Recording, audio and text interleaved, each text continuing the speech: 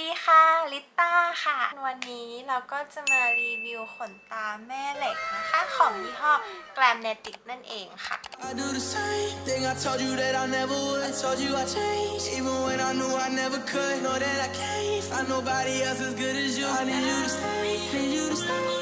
No sponsor นะคะซื้อมาแล้วก็สั่งเองมาทุกชิ้นเลยนะคะ Glamnetic นะคะก็เป็นยี่ห้อของอเมริกาค่ะแล้วก็เจ้าของเนี่ยค่ะที่จริงเป็นคนไทยนะคะที่ไปอยู่อเมริกาแล้วก็ทำขนตาออกมาค่ะเป็นขนตาแม่เหล็กที่ติดง่ายมากๆค่ะดูค่ะตอนนี้ก็ใช้อยู่นะคะอันนี้นะคะก็ไปเจอมาจากใน Instagram ค่ะก็เห็นทุกวันเลยก็เลยอยากได้มากๆก็เลยสั่งมาครบเซตเลยค่ะเพื่อที่จะมารีวิวว่าเป็นยังไงนะคะจริงๆแล้วเป็นคนที่ติดขนตาปลอมไม่ค่อยเป็นค่ะแล้วก็ติดยากมากแล้วก็กาวก็คือเลอะตลอดค่ะยังไม่พอกว่าจะแห้งกว่าจะอะไรอย่างเงี้ยค่ะก็คือรอนานมากบางทีเราก็รีบออกบ้านใช่ไหมคะสุดท้ายก็ไม่ได้ติดขนตาตอนนี้ค่ะตั้งแต่มี Glamnetic ขึ้นมาก็คือชอบมากค่ะแล้วก็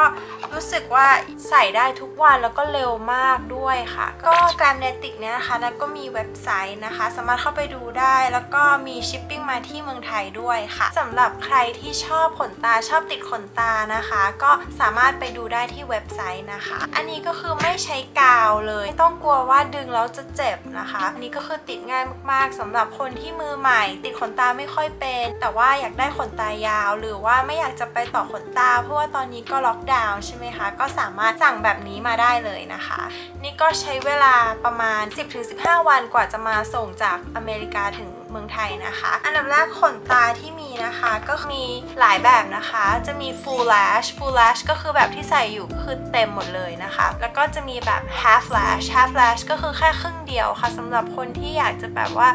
เบาๆ everyday look ไม่ต้องเยอะขนาดนี้ค่ะก็สามารถซื้อแบบนี้ได้นะคะอันนี้คือ half lash นะคะรุ่น princess ค่ะตอนที่มานะคะก็คือจะมาในซองหน้าตาแบบนี้เลยค่ะโอ้โหแกลมมากค่ะวิงเลยนะคะแล้วก็ข้างในก็คือจะเป็นกล่องนะคะอายไลเนอร์เราต้องมีอายไลเนอร์นะคะก่อนที่จะติดขนตาได้ก็อายไลเนอร์ตัวนี้ค่ะก็คือว่าตอนที่สั่งมานะคะตัวหัวมันนะคะ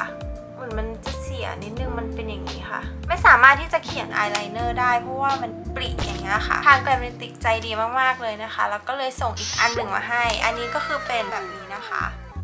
เป็นปากกาค่ะปากกานี้ก็คือเขียนง่ายกว่าเยอะมากเลยค่ะนี่นะคะแล้วก็คือเขียนไปเหมือนอายไลเนอร์ปกติเลยค่ะแล้วก็ขนตามาติดต่อมาที่สั่งนะคะก็คือ lash grab เพราะรู้สึกว่าเป็นคนที่มือใหญ่นะคะก็ไม่สามารถที่จะหยิบขนตาได้ก็กลัวพังเพราะว่ารู้สึกว่าขนตาก็บอบบางมากๆนะคะค่อยๆหยิบเบาๆนะคะอย่าหยิบแรงก็เลยสั่งแบบนี้มาค่ะหน้าตาแบบนี้นะคะนี่ lash grab นะคะอันนี้ก็คือเป็นที่จับขนตาแบบนี้เลยค่ะแล้วก็หยิบจับขนตาได้ง่ายแล้วเวลาเราใส่ขนตาก็ง่ายด้วยค่ะต่อมาที่สั่งนะคะก็คือนี่ค่ะอันนี้เรียกว่า lash anchors ค่ะ lash anchors เนี่ยเราเอาไว้ใส่ข้างใต้เพื่อที่จะให้เวลาเราแบบออกไปทำกิจกรรมอะไรขนตาเราอะค่ะจะไม่หลุดออกมามันก็คือจะสามารถ maximum strength ให้ขนตาเราติดได้นะคะโดยที่เราทำอะไรไปช้อปปิ้งหรือว่าไปออกกำลังก็ได้นะคะขนตาเราจะไม่หลุดเลยไม่ต้องกังวลเลยค่ะว่าขนตาจะหลุดโดนน้ำก็ไม่หลุดค่ะใช่ขนตาที่ใส่อยู่ตอนนี้นะคะคือขนตากันน้ำนะคะแบบนี้นะคะชื่อว่า Miss California ค่ะอยากจะให้ดูขนตาใกล้ๆนะคะยี่ห้อนี้เป็นยี่ห้อเดียวที่ทำขนตา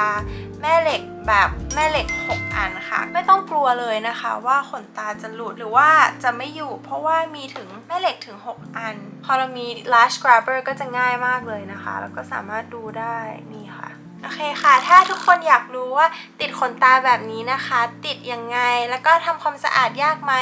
หรือว่าดึงออกยากไหมก็สามารถไปดูได้เลยค่ะเราจะมาลองใส่เลยนะคะก็คือมีแบบนี้ก็คือเป็น princess นะคะแล้วก็อันนี้เป็นแบบกันน้ำนะคะรุ่นนี้นะคะจะมี anchors อยู่ข้างในตรงนี้ค่ะเห็นได้ตรงนี้นะคะแล้วก็ anchors นี้ก็เอาไว้ใส่ข้างล่างนะคะข้างล่างขนตาโอเคเดี๋ยวเราจะมาลองกันเลยนะคะ magnetic liner 2 อันนะคะ2แบบเป็นแบบนี้ค่ะ อันดับแรกเราก็จะต้องเขียนอายไลเนอร์ก่อนใช่ไหมคะถ้าเกิดว่าเราจะให้ขนตาเนี่ยค่ะติดกับตาอายไลเนอร์2อันนี้นะคะก็เป็นอายไลเนอร์แม่เหล็กค่ะเราก็แต่งหน้าเรียบร้อยแล้วนะคะก็มันจะไม่ทำอะไรเพิ่มเติมแค่จะยุ่งแค่กับตานะคะเราจะใช้อันนี้กรีดตาปกติเลยนะคะโอเคนะคะ1ข้างกรีดให้หนาๆหน่อยนะคะจะได้เข้ากับตัวขอบขนตาได้ค่ะกรีดตาเสร็จแล้วนะคะเดี๋ยวเราก็จะมาใช้ lash grab นะคะเราก็จะใช้อันนี้ค่ะหนีบขนตาขึ้นมาแปะลงไปเลยง่ายมากๆนะคะนี่ก็คือในกล่องนะคะเราก็หยิบออกมาเลยค่ะหยิบออกมาแบบนี้นะคะดูนะคะตึ้งมันก็จะออกมาข้างนี้ก็คือข้างนี้ใช่ไหมคะนะคะแปะลงไปเลยแค่นี้เองค่ะติดแล้ว1ข้างนี่ค่ะข้างนี้ไม่ได้ติดข้างนี้ติดนะคะแต่ทีนี้เราก็มาดูใกล้ๆแล้วก็ขยับให้เข้านี่ค่ะสังเกตได้ว่าตรงขนตาคือจะติดกับแม่เหล็กอย่างนี้เลยค่ะนี่เป็น half lash นะคะติดอีกข้างหนึ่งนะคะวางจบค่ะคนที่ติดขนตาไม่เป็นก็สามารถทำได้นะคะนี่เราก็มาดูกระจกแล้วก็แค่จับเข้าที่ก็คือเราก็จะให้เข้าที่โอเคค่ะแค่นี้ก็จะได้ขนตานะคะเป็น half lash ค่ะ half lash ก็เป็นแบบนี้เลยค่ะแต่ว่าจริงๆก็คือเราก็แบบสามารถหวีให้เข้ากันได้นะคะนี่ค่ะคู่เวลาใส่ไปเป็นอย่างนี้นะคะก็ไม่ขยับเลยนะคะนี่ค่ะเรียบร้อยนะคะก็จะเป็นแบบนี้ก็ดูได้ค่ะอันนี้ก็จะแบบว่าออกธรรมชาตินิดนึงนะคะไม่ได้ฟูมากค่ะแล้วก็ตัวนี้ก็สามารถใช้ได้กับทุกวันด้วยค่ะแล้วเวลาที่เราดึงเอาออกใช่ไหมคะก็เอาออกง่ายมากก็แค่ดึงออกเลยค่ะนี่นะคะสมมุติว่าพอแล้วดึงจากข้างหลังนะคะมาข้างหน้าแค่นี้เองค่ะก็จะออกมาเป็นแบบนี้ค่ะแล้วก็สมมุติว่าเราพอแล้วเราก็วันนี้เราไม่ได้จะใช้แล้วใช่ไหมคะเราก็สามารถหนีบนี้นะคะแล้วเราก็เก็บเข้ากล่องเหมือนเดิมค่ะเนี่ยค่ะแค่นี้เองอันนี้ก็ดึงออกเราก็ติดกลับเข้าไปนี่นะคะอันต่อไปที่เราจะมาลองใส่ก็คือรุ่นที่ชื่อว่า Miss California ค่ะอันนี้ก็คือว่าจะเยอะกว่าเมื่อกี้นะคะจะสะพรึงกว่าแล้วก็ดูได้ข้างหลังนี้นะคะก็จะเป็นแบบนี้ค่ะเป็นแบบนี้เลยค่ะโอเคอันดับแรกเราจะเอา anchors ออกก่อนนะคะนี่ค่ะเราก็ดึงออกได้เลยนี่ค่ะ anchors ก็จะอันเล็กแค่นี้ค่ะรุ่นที่เราลองไปเมื่อกี้คือรุ่น half lash ใช่ไหมคะแต่ว่ารุ่นนี้ก็คือเป็นรุ่น full แบบเต็มๆเลยนะคะวางไว้อย่างนี้เลยค่ะตัวนี้นะคะแค่นี้ค่ะนี่ค่ะอันนี้ก็จะเยอะหน่อยนะคะเยอะกว่าเมื่อกี้สังเกตได้ว่าอันนี้ก็คือจะเบลนด์ไปด้วยกันเลยนะคะ1ข้างเดี๋ยวเรามาลองอีกข้างหนึ่งนะคะแบบนี้เหมือนเดิมหนีบออกมานะคะสังเกตได้ว่าด้านหน้าขนตาก็จะสั้นด้านหลังก็จะยาวขึ้นนะคะแล้วก็ใส่เข้าไปด้านหน้ามันจะออกนิดนึงแล้วก็สามารถดึงเข้าได้นะคะใช้ที่หนีบนะคะแล้วก็หนีบนี่ค่ะแค่นี้นะคะก็จะได้ขนตายาวมากเลยนะคะ2ข้างอันนี้ก็คือว่าเป็นแบบนี้เลยค่ะไม่หนักไม่รู้สึกอะไรเลยนะคะสบายมากๆเบาสบายมากเลยค่ะนี่นะคะดึงก็ไม่หลุดนะคะดูสิคะเห็นไหมคะอีกข้างหนึ่งเรามาดึงกันแล้วหลับตาก็เป็นแบบนี้นะคะเบามากค่ะเบามากชอบมากค่ะโอเคค่ะถ้าอยากให้ขนตาเราอยู่มากขึ้นนะคะจะลองใช้ lash anchors แบบนี้ดูเราจะใช้ข้างล่างนะคะเพื่อที่จะยึดให้ขนตาอยู่นานขึ้นติดกันนะคะคือมันก็จะเล็กมากๆแล้วก็จะมีแม่เหล็กอยู่ตรงนี้นะคะมันก็ไม่ได้ทำให้เราหนักหรือเจ็บตามากขึ้นแทบจะไม่เห็นอะไรเลยนะคะแต่ว่าเราก็รู้ว่าขนตาเราจะไม่หลุดไปไหนนะคะเดี๋ยวเราก็จะมาใส่ข้างใต้อย่างนี้เลยค่ะนี่ค่ะแปะเข้าไปจบค่ะแค่ง่ายมากเลยนะคะในเมื่อเป็นแม่เหล็กก็คือจะดึงดูดหากันอยู่แล้วเราแทบจะไม่ต้องทำอะไรเลยค่ะแต่ก็ระวังนะคะในเมื่ออันนี้เป็นแม่เหล็กแล้วก็ขนตาก็เป็นแม่เหล็กก็คือจะดูดเข้าหากันตลอดเลยค่ะนี่นะคะก็แนะนำให้ใส่ด้านนอกอันหนึ่งด้านในอันหนึ่งแล้วก็ด้านในหนึ่งด้านนอกอันหนึ่งทั้งหมด lash anchor 4 อันตรงนี้นะคะเราก็ใส่เข้าไปเลยค่ะนี่นะคะ แปะจบแค่นี้เองค่ะ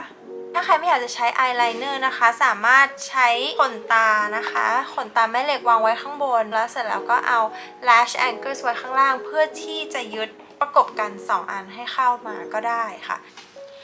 นี่นะคะเดี๋ยวให้ดูใกล้ๆนี่จบค่ะ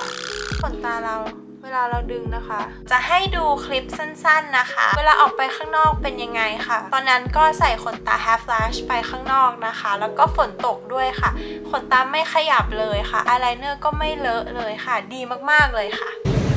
ตอนนี้นะคะก็ออกมาซื้อน้ำเต้าหู้ค่ะแล้วก็ฝนตกนิดๆด้วยนะคะแต่ว่าขนตาก็ยังอยู่ไม่เป็นไรเลยค่ะคือใส่ขนตาแล้วนะคะแล้วก็มาซื้อกับข้าวค่ะ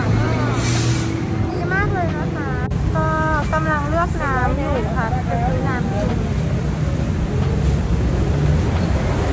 ขนตาใกล้ๆก็จะเป็นแบบนี้ค่ะ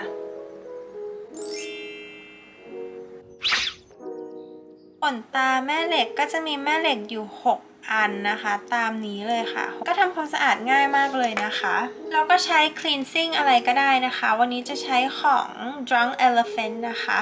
แล้วก็เราก็เอาใส่ที่ cotton bud ค่ะ